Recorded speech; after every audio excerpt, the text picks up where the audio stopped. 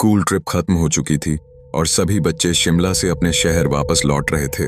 रात काफी हो चुकी थी। पहाड़ी रास्तों पर तेज बारिश हो रही थी और स्कूल बस सुनसान जंगलों के बीच से गुजर रही थी। बस के अंदर कुछ बच्चे सो चुके थे, कुछ मोबाइल चला रहे थे और बाकी अपने दोस्तों के साथ हंसी मजाक में लगे हुए थे। 12वीं के 3 दोस्त कबीर, समीर और मानव बस की सबसे पीछे वाली सीट पर बैठे मजाक कर रहे थे। उन्हें बिल्कुल अंदाजा नहीं था कि कुछ घंटों बाद उनके साथ ऐसा होने वाला है जिसे वो जिंदगी भर नहीं भूल पाएंगे।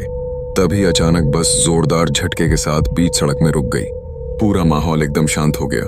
ड्राइवर ने कई बार इंजन स्टार्ट करने की कोशिश की, लेकिन बस से सिर्फ घिसटती हुई आवाज आई।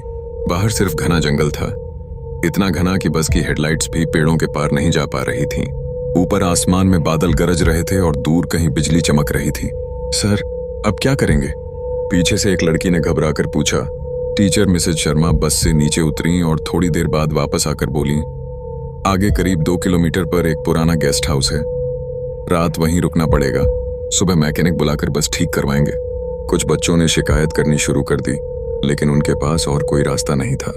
सबने अपना सामान उठाया और तेज बारिश के बीच चलना शुरू कर दिया।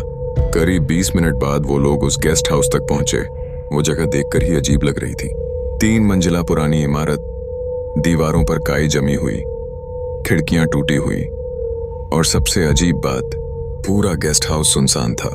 ऐसा लग रहा था जैसे वहां सालों से कोई रुका ही ना हो। दरवाजा धीरे धीरे अपने आप खुला।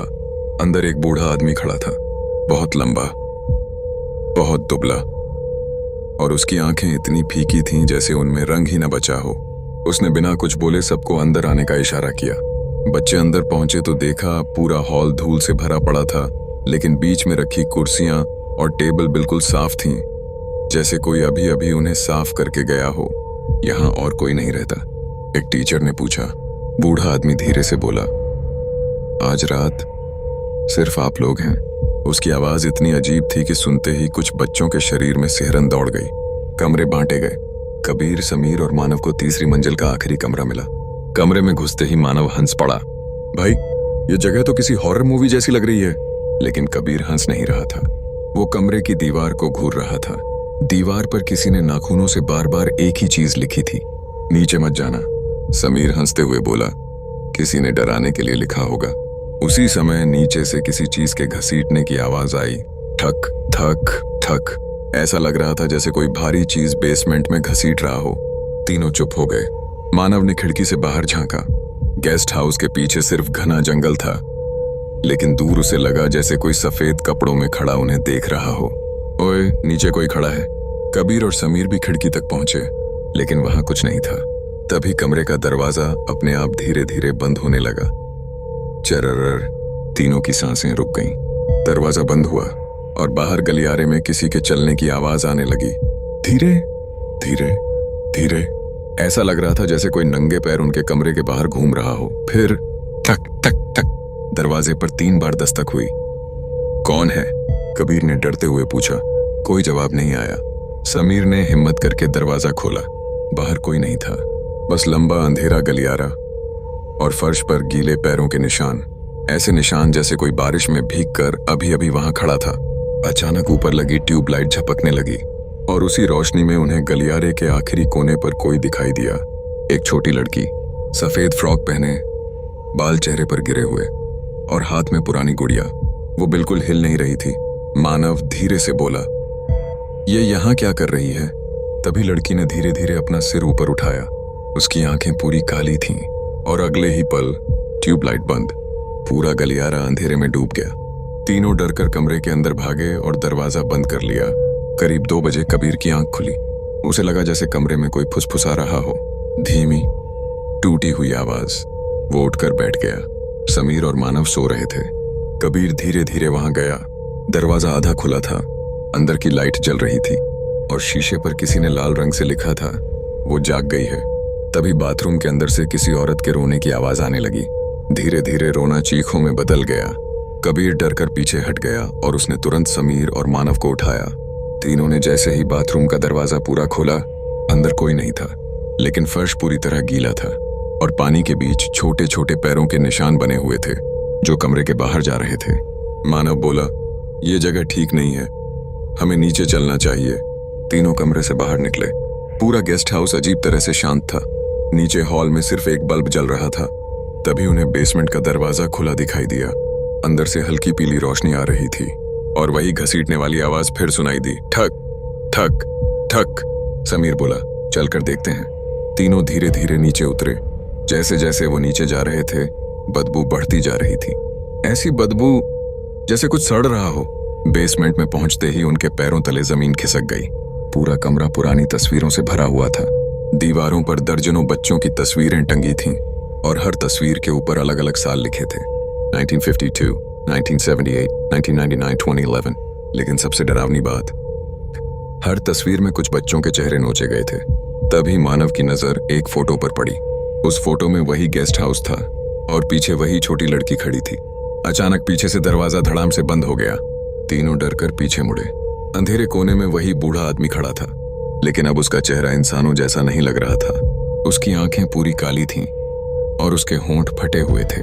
वो धीरे से बोला, तुम लोगों को नीचे नहीं आना चाहिए था। तभी बेसमेंट की सारी लाइट बंद हो गई। चारों तरफ अंधेरा फैल गया और उसी अंधेरे में बच्चों के रोने की आवाजें गूंजने लगी। हमें बचाओ, वो हमें मार देगी, यहां से भागो। मानव अचानक चीख पड़ा। किसी ने उसका पैर पकड़ लिया था। फोन की फ्लैशलाइट में उन्होंने देखा, फर्श के नीचे से कई काले हाथ बाहर निकल रहे थे। सड़े हुए, टेढ़े और इंसानी नहीं लग रहे थे। वो हाथ मानव को नीचे खींचने लगे। समीर और कबीर ने पूरी ताकत लगाकर उसे ऊपर खींचा और तीनों भागते हुए सीढ़ियों की तरफ दौड़े। पीछे से बूढ़े आदमी की डरावनी हंसी गूंज रही थी। तीनों ऊपर पहुंचे, लेकिन ऊपर का हॉल बदल चुका था। दीवारों पर खून फैला था, छत से पानी टपक रहा था और सारे कमरे खुले हुए थे। उन्होंने एक कमरे में झांका। अंदर कोई नहीं था। सभी बच्चे और टीचर्स गायब थे। बस दीवारों पर खरोंचें थीं, ऐसे निशान जैसे किसी को घसीट कर ले जाया गया हो। तभी ऊपर तीसरी मंजिल से जोरदार चीख सुनाई दी। तीनों भागते हुए ऊपर पहुंचे। गलियारे के आखिर में वही छोटी लड़की खड़ी थी, लेकिन अब उसका चेहरा आधा जला हुआ था। त्वचा लटक रही थी और आंखों की जगह सिर्फ काला अंधेरा था। वो धीरे से बोली, तुम लोग भी यहीं रहोगे? और अचानक गायब हो गई। उसी पल सारे कमरे अपने आप बंद होने लगे। धड़ाम धड़ाम धड़ाम, पूरा गेस्ट हाउस कांपने लगा। नीचे से बच्चों की चीखें आने लगीं। तीनों जान बचाकर बाहर की तरफ भागे, लेकिन बाहर निकलते ही उनके कदम रुक गए। गेस्ट हाउस के सामने अब जंगल नहीं था, वहां सिर्फ पुराना कब्रिस्तान था और कब्रों के बीच कई लोग खड़े थे। धीरे धीरे सबने अपना सिर उनकी तरफ घुमाया। उन सभी की आंखें काली थीं और उनमें उनके स्कूल के बच्चे भी थे। तभी पीछे से एक औरत की भारी आवाज आई, कोई यहां से नहीं जाता। तीनों ने मुड़कर देखा। सीढ़ियों पर एक लंबी औरत खड़ी थी। उसका शरीर टेढ़ा था, हाथ जमीन तक लटक रहे थे और गर्दन धीरे धीरे उल्टी दिशा में घूम रही थी। वो मुस्कुरा रही थी और उसके पीछे वही बूढ़ा आदमी खड़ा था। अचानक पूरा गेस्ट हाउस आग की लपटों में घिरने लगा। चारों तरफ चीखें गूंजने लगीं। कबीर ने मौका देखकर दरवाजा खोला और तीनों जंगल की तरफ भागे। उनके पीछे कई कदमों की आवाजें आ रही थीं। ऐसा लग रहा था जैसे दर्जनों लोग उनके पीछे दौड़ रहे हों। भागते भागते समीर अचानक रुक गया। उसने कांपती आवाज में कहा, वो हमारे पीछे नहीं है। कबीर ने पीछे मुड़कर देखा। सारे लोग, सारे साए वहीं खड़े थे और फिर धीरे धीरे अंधेरे में गायब हो गए। सुबह जब पुलिस वहां पहुंची, उन्हें जंगल में सिर्फ कबीर मिला, बेहोशी की हालत में। समीर और मानव कभी नहीं मिले। सबसे डरावनी बात, जिस जगह कबीर ने गेस्ट हाउस बताया था, वहां सिर्फ जली हुई जमीन थी। पुलिस रिकॉर्ड के अनुसार वो गेस्ट हाउस 15 साल पहले आग में जल चुका था और उस हादसे में कई बच्चे जिंदा जलकर मर